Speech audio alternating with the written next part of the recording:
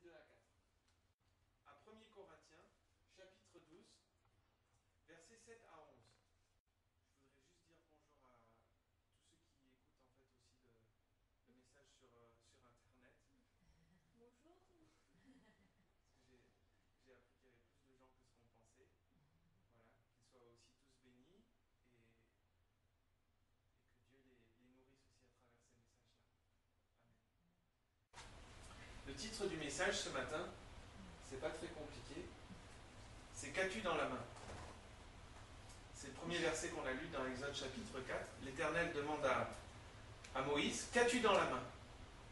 Oui, la plupart des gens de mon âge pourraient répondre un poil. Et Moïse voit ce que Dieu est en train de faire, il est attiré par un fait extraordinaire, et il se détourne de son chemin pour s'approcher et voir ce qui se passe.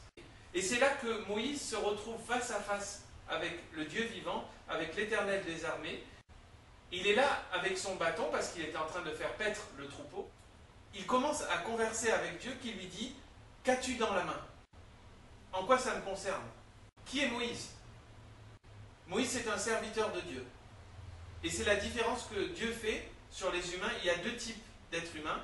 Il y a les serviteurs de Dieu et il y a les autres. Croyants et non pratiquants, ce n'est pas un terme qui se trouve dans la Bible. Croyants et non pratiquants, ça n'existe pas. Moïse est un serviteur de Dieu.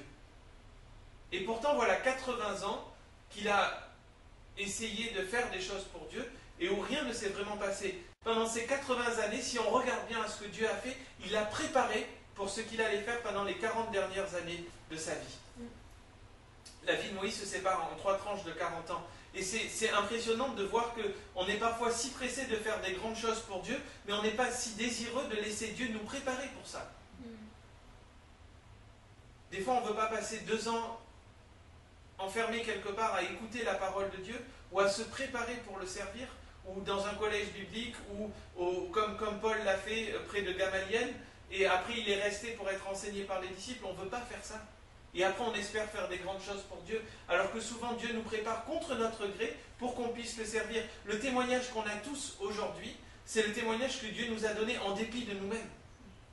Je n'ai pas choisi d'aller où j'ai été pour pouvoir dire ce que je peux dire aujourd'hui. Ce sont des choses que Dieu fait pour nous préparer à être son serviteur. Moïse, à un point dans sa vie, en est arrivé là où il a dit, voilà, je suis le serviteur de l'Éternel. Est-ce qu'on en est là?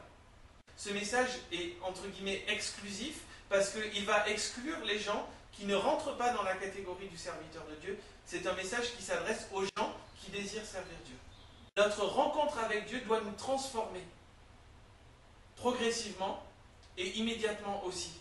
Il doit y avoir des transformations visibles aux yeux des autres, sans qu'on ait à dire « Oh, je suis chrétien aujourd'hui, je vais à l'église, je fais plein de trucs pour Dieu, je lis la Bible ». Si on ne dit pas tout ça, les gens qui nous observent doivent pouvoir dire « Dieu existe parce que je l'ai vu te changer ». La rencontre de Moïse avec Dieu, ça symbolise quoi chez nous? Si Moïse symbolise le serviteur de Dieu, lorsqu'il a rencontré Dieu, c'est le symbole de notre salut. C'est le symbole où on est restauré, on revient dans une relation avec le Dieu vivant. Et Moïse a vécu ça. Il a vécu une partie de sa vie probablement en connaissant Dieu, mais sans avoir une relation avec Dieu. Après cette conversation avec Dieu, Moïse a cessé de faire ce qu'il faisait pour faire ce que Dieu lui demandait de faire. Suite à cette rencontre, Moïse est parti pour aller mener le peuple d'Israël, qui n'en avait pas forcément envie, à être libéré de la servitude. C'est notre appel à tous, en tant que serviteurs de Dieu, chacun à notre niveau, c'est d'appeler les enfants de Dieu qui sont sous la servitude, sous le joug du péché, à sortir de cette servitude et à être libérés. La libération, c'est quelque chose qui va prendre toute notre vie et au fur et à mesure, on va être libéré progressivement. Quand l'armée des Alliés a gagné la guerre, le jour où ils ont gagné la guerre, que l'Allemagne a capitulé, tous les territoires n'étaient pas encore libérés. Et pourtant, la guerre était gagnée. Et après, il y a dû y avoir une pénétration des armées dans le peuple pour faire appliquer cette libération et cette capitulation de l'Allemagne. La libération, c'est quelque chose de progressif. On n'est pas libéré de tous nos péchés au moment où on est sauvé. Mais on est appelé à expliquer aux autres de quoi on a été libérés et à partager ce témoignage que eux aussi peuvent en être libérés. Une des choses qui est écrite dans le livre de l'Apocalypse, c'est que les saints, les chrétiens, vaincront par le sang de l'agneau et la puissance et la parole de leur témoignage. C'est quand la dernière fois qu'on a donné notre témoignage? C'est quand la dernière fois qu'on a dit à quelqu'un, je sais ce que Dieu peut faire pour toi? Le moment de notre salut, c'est le moment de notre appel au ministère et c'est le moment de notre début du ministère. Alors ministère, c'est peut-être un anglicisme, ça veut dire quoi? Ministère, ça veut dire service. C'est le moment où on commence à servir Dieu. Il n'y a pas de telle chose que, je l'ai dit, croyant et non pratiquant, il n'y a pas de telle chose qu'un chrétien isolé qui ne sert pas. On a tous un rôle, grand ou petit. Le Saint-Esprit, donc Dieu le Saint-Esprit, donne à chacun comme il veut. C'est comme un parent qui dit, tiens, toi tu vas avoir un jouet bleu, toi tu vas avoir un jouet rose, toi tu vas avoir un jouet blanc. Le Père donne comme il veut. Et le Saint-Esprit dispense les dons. Mais tous, chacun d'entre nous ici, devons être conscients que nous avons non seulement un don, mais que nous sommes amenés à l'utiliser. L'Église ressemble trop à un stade de football, où il y a 22 joueurs qui jouent et tout le reste est assis autour à regarder.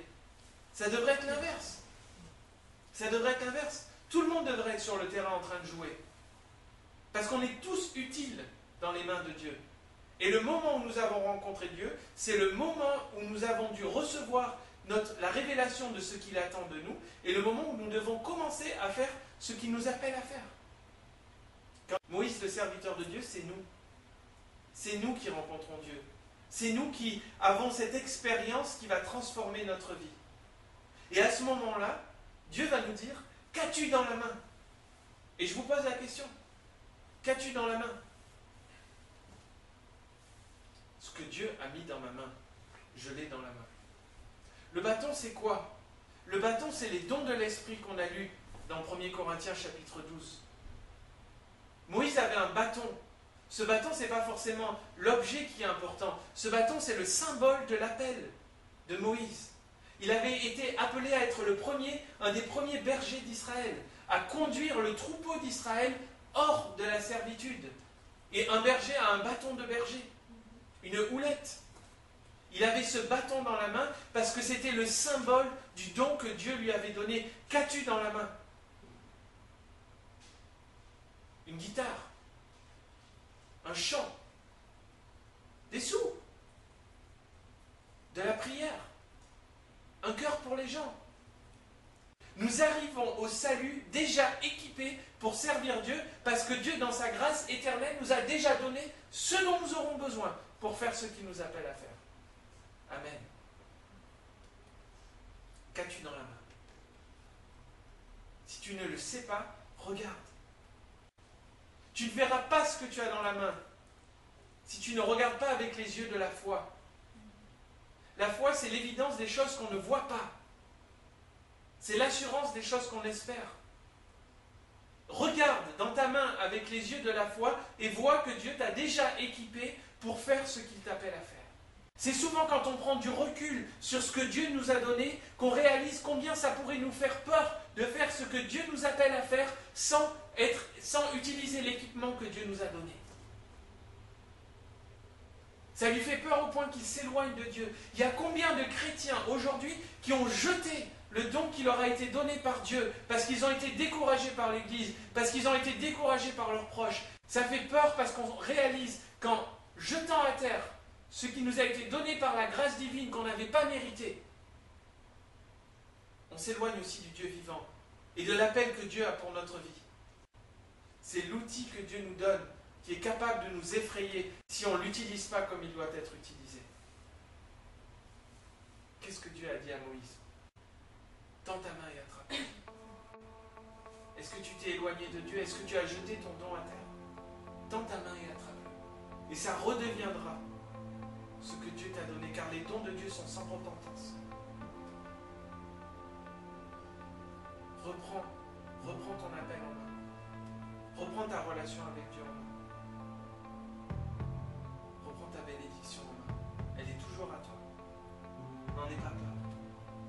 N'en aie pas peur.